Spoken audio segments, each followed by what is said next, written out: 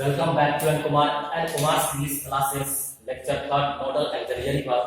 आज मैं आप लोगों को बताने वाला हूं सेल और विल का प्रयोग। ठीक है, कैन और मे का हो गया है, सेल और विल का प्रयोग बताने वाला हूं। थोड़ा सा ध्यान दीजिएगा गौर से। ये सेल क्या है जी, विल दोनों का हिंदी होता है का, गे और गी। ठीक है, it is used to show the future actions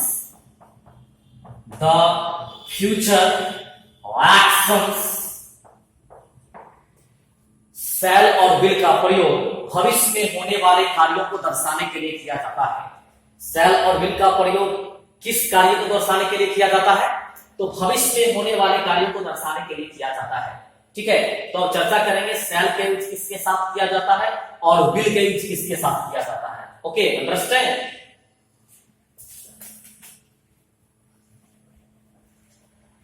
generally हम सेल का यूज करते हैं आई तथा वी के साथ। आई तथा किसके साथ? वी के साथ। ये फर्स्ट पर्सन है, आई और वी कौन सा पर्सन है? First person. उसके बाद विल का यूज करते हैं यू, ही, सी, इट। उसके बाद they, one name and many names. Will का यूज करते हैं you, he, she, it, they, one name and many names. Okay, understand? Now I am going to write on the structure. A structure, subject plus cell, will plus V1 plus क्या है? Object. इसमें बहुत सारे notes भी हैं, notes भी दिखाएंगे। फिलहाल एग्जांपल लेते हैं। I ... teach you tomorrow. Can I hear tomorrow? मैं आप लोगों को कल पढ़ाऊंगा। मैं आप लोगों को कल पढ़ाऊंगा। मैं पढ़ाऊंगा, बट कब पढ़ाऊंगा? टुमारो, आने वाला कल। टुमारो ये फ्यूचर टाइम है। ये टुमारो कौन सा टाइम है? Future time. जैसे टुमारो हो गया, next week, next month, next year. That means आने वाले टाइम को फ्यूचर टाइम कहा जाता है। ऑप्शन में है एम, बी में है सेल, सी में है कैन और डी में है वाज। इसमें कौन सा ऑप्शन करेक्ट होगा? तो सेल, क्योंकि यहां पर सब्जेक्ट क्या है? आई, और आई के साथ जनरल सेंस में, सिंपल सेंस में क्या आता है? तो सेल आता है। ओके, उसके बाद नेक्स्ट एग्जांपल है वी ... प्ले नेक्स्ट वीक। हम लोग अगले सप्ताह खेलेंगे। हम लोग खेलेंगे, बट कब खेलेंगे? अगले सप्ताह। दैट मींस क्या? आने वाले टाइम में खेलेंगे। ये फ्यूचर टाइम है और सब्जेक्ट आपका क्या है? वी। तो इस सेंटेंस में क्या आएगा? तो सेल आएगा। कोई डाउट? क्या डाउट होगा तो कमेंट में जरूर लिखिएगा और पूछिएगा। और नेक्स्ट एग्जांपल लेते हैं विल का। जैसे ही ... go to Patna next month. वह अगले माह पटना जाएगा। वह पटना जाएगा, लेकिन कब जाएगा? अगले माह जाएगा। तो अगले माह क्या है? फ्यूचर टाइम है और सब्जेक्ट आपका क्या है? ही है। तो ही के साथ सिंपल सेंस में क्या आता है माय डियर? तो विल आता है। अंडरस्टैंड? नेक्स्ट है राधा कम नेक्स्ट ईयर। राधा अगले वर्ष आएगी। राधा आएगी, लेकिन कब आएगी? अगले वर्ष। अगले वर्ष कौन सा टाइम है? फ्यूचर टाइम है, इसलिए एक नाम के साथ क्या आएगा? विल आएगा। कोई दिक्कत, कोई शक? अब इसमें स्पेशली सीखेंगे शैल और विल का, है ना। थोड़ा सा एक नोट है, उस नोट को बताने के बाद जानेंगे स्पेशली शैल और विल का क्या होता है।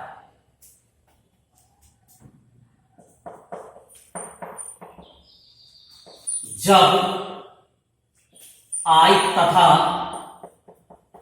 वी के साथ, आई तथा वी के साथ विल आता है तो इसका अर्थ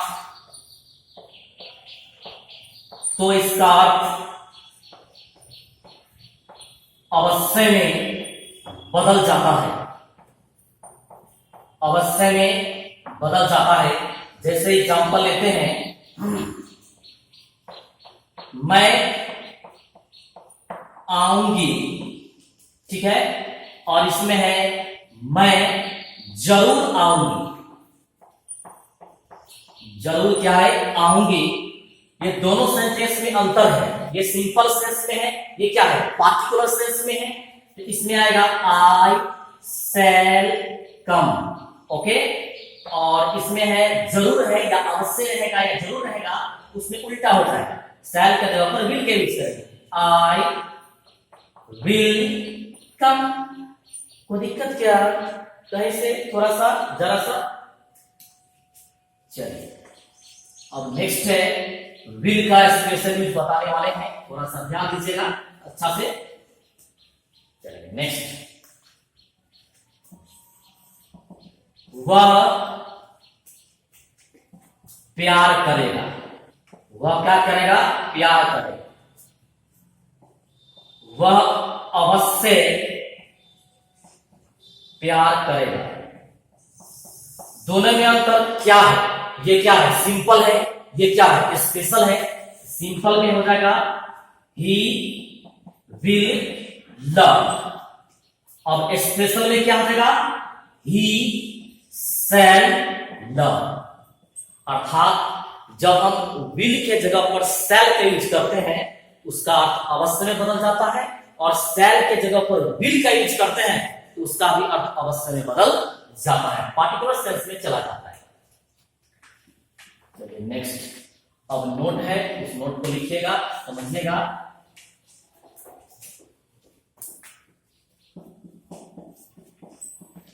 When two sentences, when two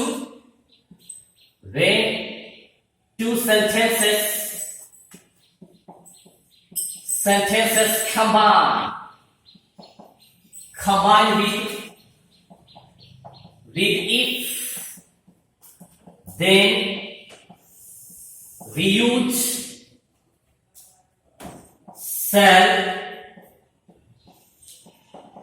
or will either of the sentences, either of the both sentences, both क्या है my dear sentences, okay, let's try। जब दो सेंटेंसेस इफ से जुड़ी रहती है तो कोई एक सेंटेंस में शैल या विल का यूज करते हैं सब्जेक्ट के नंबर और पर्सन के अनुसार। Understand? Come on. If two sentences combine with it, then we use shall or will, either of the both sentences. Either of the both sentences. Understand? Come on, next. Next, my dear. Support class is going on now. Next. At first time, I'm going to write down the structure and rule. It plus that plus shall, will, and ये इसमें ये होगा V1 plus subject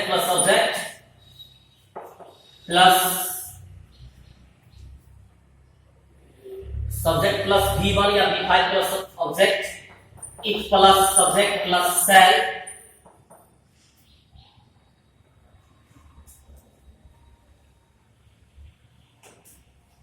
will plus V1 plus object, ध्यान दीजिएगा my dear,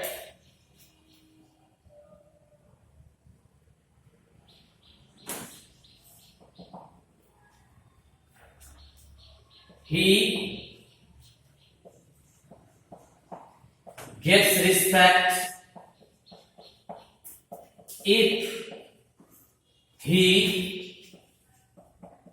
will come to you। अब देखिए सबसे पहले ये दोनों सेंटेंस किस चीज से जुड़ी हुई है, इफ से जुड़ी हुई है ना। दोनों में से किसी एक सेंटेंस में क्या आएगा, अगर इसमें पहला सेंटेंस में V1 या V5 रहता है तो सेकंड सेंटेंस में shall या will का प्रयोग करेंगे। कोई डाउट क्या? चलिए नेक्स्ट स्ट्रक्चर लेते हैं, थोड़ा सा ध्यान दीजिएगा।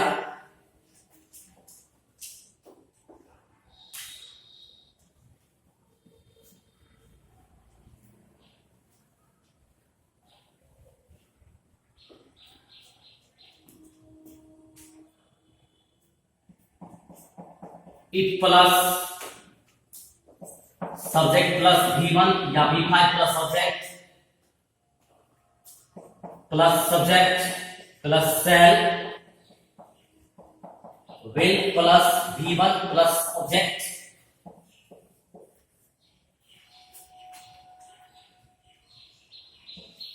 एग्जांपल लेते हैं,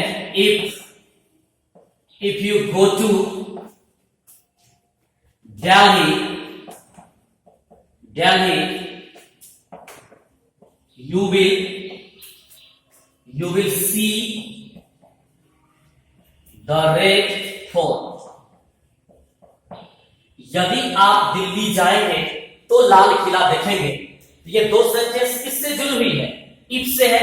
पहला में क्या है, यू के साथ क्या आता है, V1 आता है, ही के साथ, सी के साथ, इफ के साथ क्या आता है, V5 आता है ना। और सेकंड सेंटेंस में यू के साथ क्या है, विल।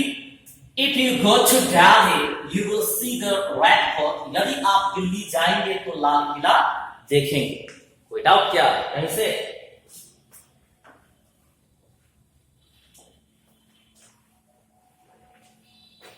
एक और एग्जांपल लेते हैं, if she comes to me, I shall help her। यदि वह मेरे पास आएगी तो मैं उसकी सहायता करूंगा। अगर फर्स्ट सेंटेंस में मान लेते ये V5 आया है तो सेकंड सेंटेंस में सब्जेक्ट के अनुसार क्या आएगा, shall या will आएगा। अंडरस्टैंड? कोई डाउट? Come on next. अब नेक्स्ट पॉइंट पर चर्चा करते हैं, should.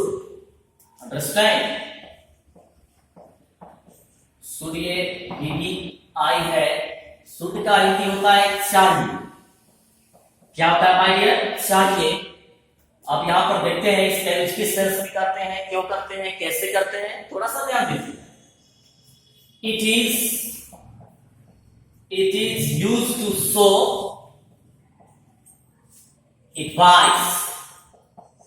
advice, comma, on a duty, advice, duty and respect। and क्या है, respect।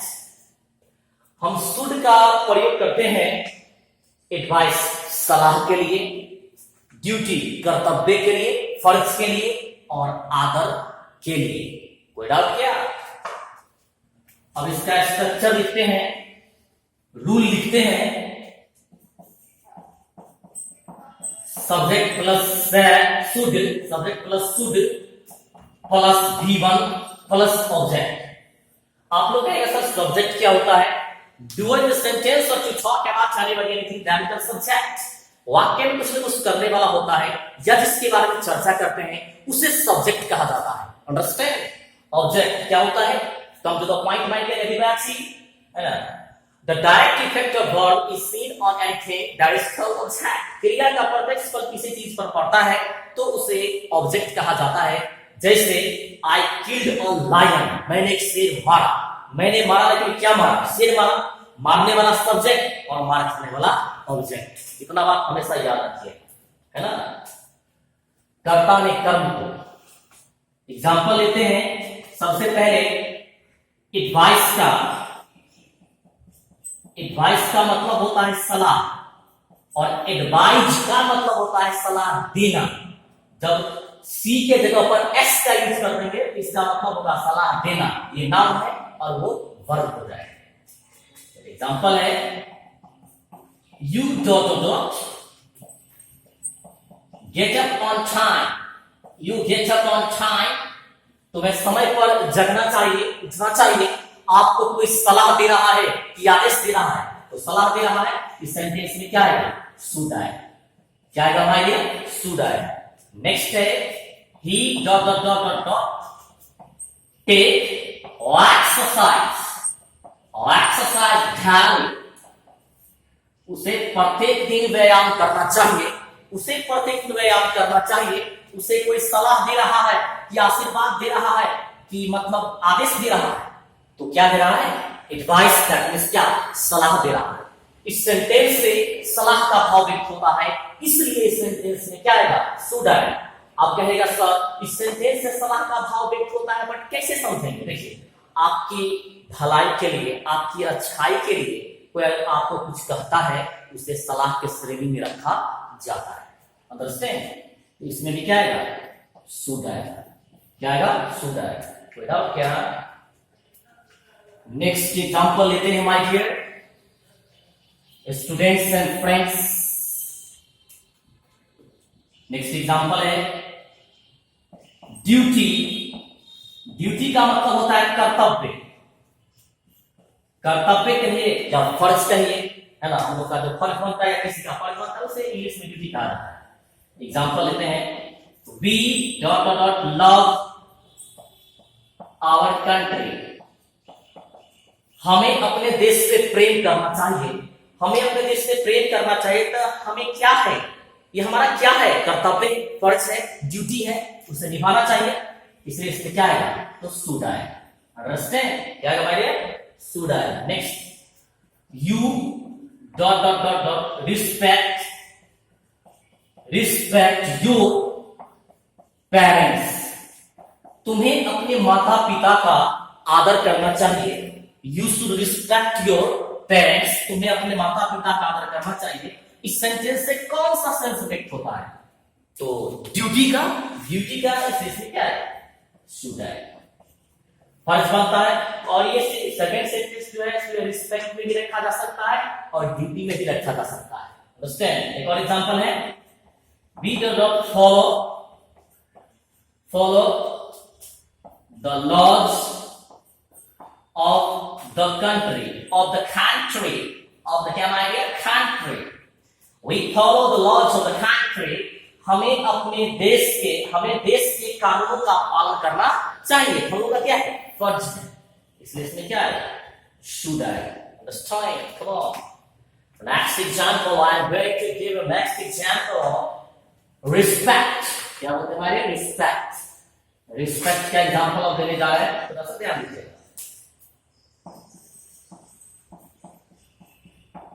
रिस्पेक्ट का हिंदी होता है आदर। क्या होता है माय डियर? आदर। एग्जांपल लेते हैं you obey the leaders. Obey the leaders. तुम्हें बड़ों का आज्ञा का पालन करना चाहिए। तुम्हें बड़ों का आज्ञा का पालन करना चाहिए। अब सबसे पहले बताइए कि बड़ों का आज्ञा का पालन करना चाहिए, इससे कौन सा भाव व्यक्त होता है? एडवाइस का कि ड्यूटी का कि रिस्पेक्ट का? यहां पर रिस्पेक्ट का भाव व्यक्त होता है, इसलिए यहां पर क्या आएगा? शुड आएगा। कोई डाउट क्या? उसके बाद he dot dot dot dot dot dot dot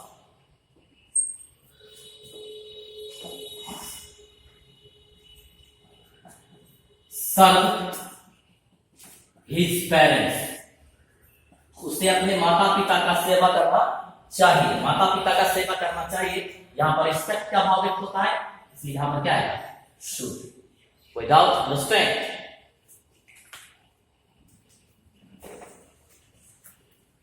जाते हैं हम आज का क्लास यहीं तक, और नेक्स्ट क्लास कल फिर दिया जाएगा, और उसके बाद जो है सो फिर बताया जाएगा। Thank you.